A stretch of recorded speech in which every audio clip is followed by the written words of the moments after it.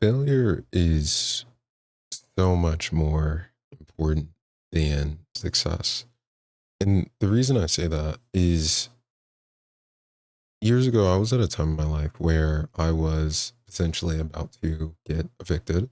I had lost my car and I had my girlfriend with me as well. But there was just a 4 month period where life was extremely hard. And it was due to me not having the behaviors that I needed to have. Like you can see me now, you can see the success and that I've done, 18 million in cash collected. And a lot of times you hear about outputs, but you don't understand the inputs that actually went into them. You don't understand the struggle that went into them either. And I think it's a time that I still get emotional about because I remember who I was in that moment and who created that. And it was a version of me that never did anything that I needed to do. And the more closers I can save from that reality of where you constantly have bills being thrown at you, you're constantly being told, "Hey, we need to see a payment here." You're constantly, you're just in a place where mentally you're not there. And to kind of drive this home, I was in such a bad place that I came outside at one point because me and my girlfriend we're like, okay, cool. Like, we need to hit the grocery store really quick to get some food in, right? And I go outside and my car wasn't there.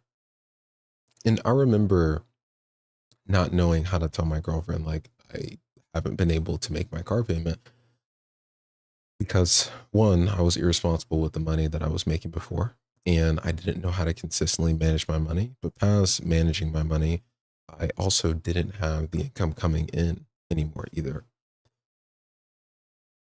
And I think emotionally it was one of the most embarrassing times in my life for sure. It was very embarrassing, but also shortly after that we had got kicked out of the place that we were in as well.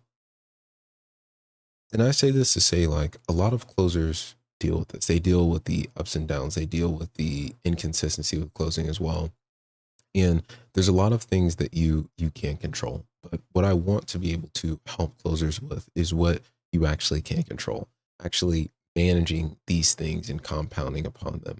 Because a lot of people have kind of created these businesses or these coaching businesses around helping you with like your state or helping you with convictioning yourself. And really, it's just about your ability to show up and do the things that you need to do. And that's where I was failing in every single aspect of my life is I was not showing up for myself whatsoever.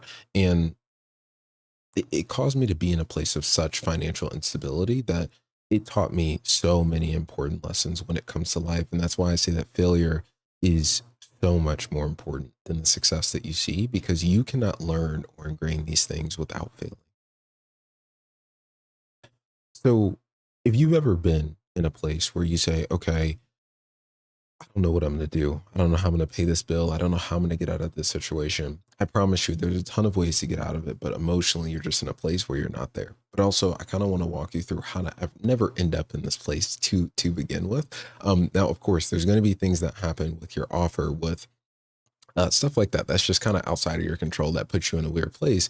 But again, it comes down to how you react to it. Okay, and how you react to it is going to be the most important aspect of the way that you actually live life. And it's really understanding like it's never over. Like you can always come back because for me in that moment, I thought life was over. I thought that I was done. I thought that I would never be able to come back. And I was so embarrassed about it. And there's no need to be embarrassed about struggle. There's no need to be embarrassed about failure. But you need to understand like this is actually a part of life. So what I'm going to do today, and this is kind of a long intro to a video, is I kind of want to walk you through the rules that have kind of reshaped my ability to go through life and my ability to see things through a different lens of how to actually win at life, how to win at sales as well, and be in a place where success doesn't elude you anymore because your inputs don't allow it to elude you. Okay, so I mean, if you're curious as to what I'm talking about building behaviors that allow you to see success. Building behaviors that have allowed me to collect $18 million in cash to be a top performer on any team that I go on as well is really, it comes down to these essential pieces that I'm going to go over with you today. I wish that I could remove this, but that's okay. So rule number one is to start so small it feels embarrassing. And what I mean is when you're adopting a new behavior, start very small. So in me sense, I'm saying to adopt a new behavior, you have to understand why most attempts fail. When I was close to an eviction, when I lost my car, when I had $0 to my name, it was the result of trying to adopt behaviors the wrong way. I would set lofty, ambitious goals before I made anything a habit, and it ruined me every time. I'd be consistent for a day or two with my follow up, my referrals, or some new process, and that I was trying to follow, and then it would fall apart.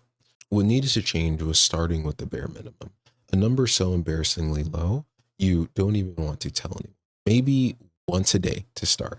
So if you want to start follow up, hit your list one time a day, call one lead every single day.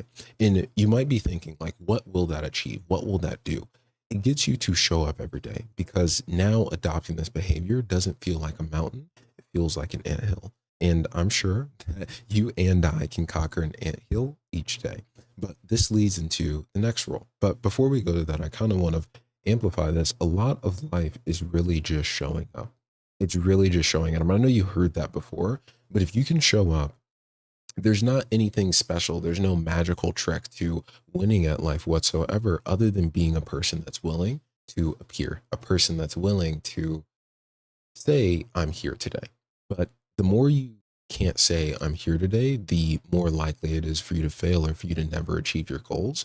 And that is the biggest part of consistency. It doesn't matter how big it is. It doesn't matter if you're not the person that did 100 dials today, right? If you did one, accept that as your win. Because if you try to set the goal of 100 a day, there's a very good chance that you're not going to show up in the first place.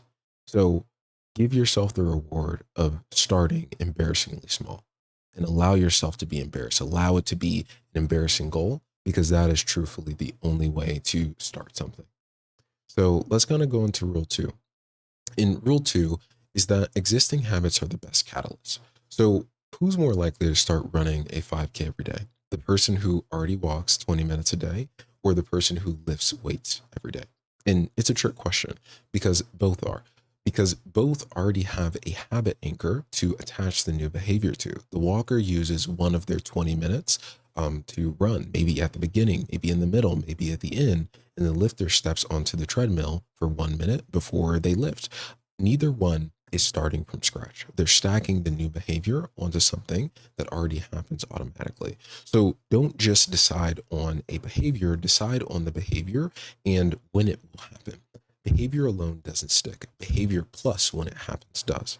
So you have to understand it's kind of, I don't know if you guys have ever heard like Alex Hermosi talk about this, for example, right? Where it's like, whenever he would work with new clients in his gym, he would say, okay, I need you to take these supplements when when you're about to brush your teeth, just take these supplements before, because it's already a behavior. It's something that they do every day. So the quicker that you can stack these things together, the better. So if you're like, okay, I'm on a sales call, I want to be asking for referrals. Where can you ask for referrals on a sales call, right? You can ask for them at the end of the call every single time. It's an existing behavior and you're just adding in this one new behavior. If you just want to add one new behavior, then at that point, add in asking referrals at the end of your call. If basically you want to start doing follow-up, when can you start doing follow-up? What needs to happen? What is a behavior or something that happens every day already where then you can add in follow-up? Well, someone no shows. So someone no shows. If we go back to rule one, let's just call one person. Let's call one person that's no showed us before and try and get them to talk now, or try and get them to have a conversation now so that you can be in more active rep, right? That's rule two, is that existing habits are the best catalysts and they will be the best catalysts to keep you consistent. So then we go to rule three, which is friction is your greatest enemy. So if you, oh, you guys are getting a peek at rule four. So friction is your greatest enemy. Have you ever had to go to the gym? You know exactly what I'm talking about. The drive is the hardest part, not the workout. If everyone could teleport to the gym, consistency wouldn't be a problem. That's friction. And friction is what kills your follow up before you've even started. So you need to do the same for your goals. You need to make it easy. If you need to ask for referrals or follow-ups, right? You want to build templates so you're not writing from scratch every time. You want to build a simple call script so that you're not worried about what to say. Build your lead list ahead of time so that you're not searching up names one by one. The principle here is every second of friction between intention and action is a tax on your willpower. So you want to remove the friction and the behavior stops requiring discipline. Now, the reason that I am emphasizing this is because you truthfully hurt yourself every time you make it harder to act, every time you make it harder to show up. It is going to be infinitely harder for you to stay consistent with something where there's constantly a barrier or a friction block. You want to reduce friction as much as possible to make the decision easy. It's just like when you're on a sales call, you don't want to make the prospect buying harder. It's like when you constantly keep running into issues with the payment or the bank blocks the payment as well. That's friction of someone trying to change their behavior, which leads to people ultimately not making the decision due to failed payments, right? That's what you do to yourself every time there's a brick or there's a wall. So whenever you notice, oh my God, I wish this thing didn't happen. I wish this thing didn't happen. It's like, how can I make this easier? How can I make it easier for me to adopt the behavior that I want to adopt? So rule 4 is you can't improve what you don't track. So be loud about your inputs. Now, most closers, they brag about outcomes, the close, the deal, the commission, but outcomes lie. They give you a high without showing you the work that produced them. And the work is what makes you predictable. So what you actually want to track loudly is your inputs. How many follow-ups you sent today? How many referral asks you made? How many calls you confirmed for tomorrow? Accomplishments. The accomplishments are a small piece of the pie compared to the inputs that produce them. 3 things to make this stick is join a community where you can post inputs publicly. So if you don't know, I have a school community where you can do this. It's school.com/stoic/about. It's actually in the description as well. Number 2 is post even your smallest input. Saying it out loud reinforces the identity. And then 3 is track the habit in writing or on a habit tracker on your phone. So your brain sees the streak compound, right? You can do this in a sales tracker, which we have in the community, or in a habit tracker on your phone. So this creates a positive feedback loop in your brain for the habit that you're trying to build. If you follow any rule, make sure that you follow this one. The reason I say that is you want to give your brain as much positive reinforcement as possible. The less amount of positive reinforcement you have, the harder it's going to be for you to actually develop a habit. And that's because humans are addicted to dopamine. It is the biggest drug that you will have ever in your life. And the more loudly you track your inputs, the more that will start to matter more so than the actual outcomes, right?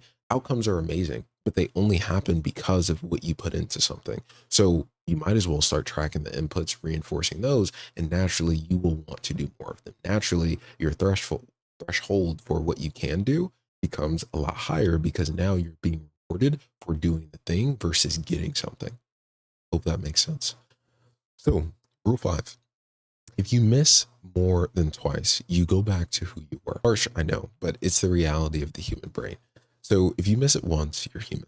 Miss it twice in a row, and you've taught your brain that this is who you are now, someone who skips. This whole game is putting things into place to beat homeostasis, the part of your brain that wants to keep you exactly the same. So let's put something in place to stop that. This rule is never miss twice in a row.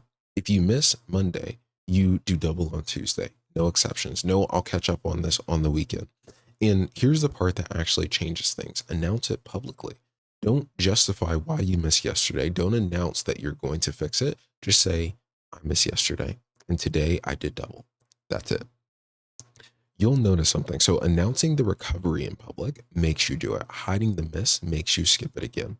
You want to reinforce this as much as possible. Again, a lot of getting consistent with something is having a lot of reinforcement around you and a lot of accountability around you as well to do better.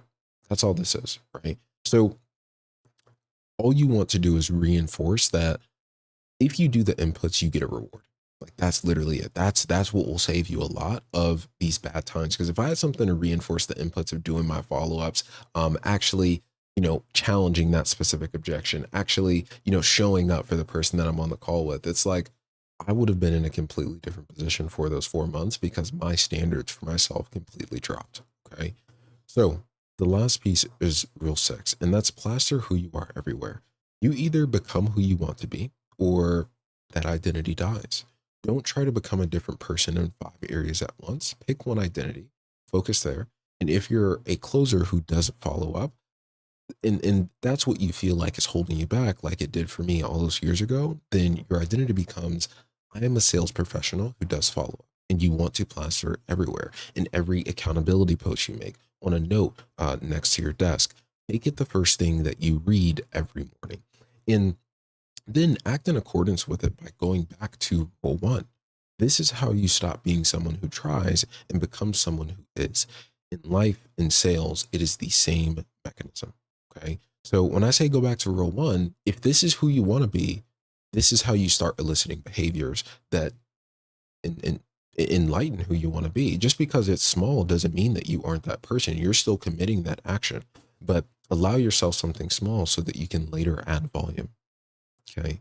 I just wanted to reinforce this for you guys, just because, like, if I had have had these rules in place back then, I would have never ended up in this place. And my $18 million dollars in cash collected could be 20, 20, 25, $30 million in cash collected if I had adopted these sooner.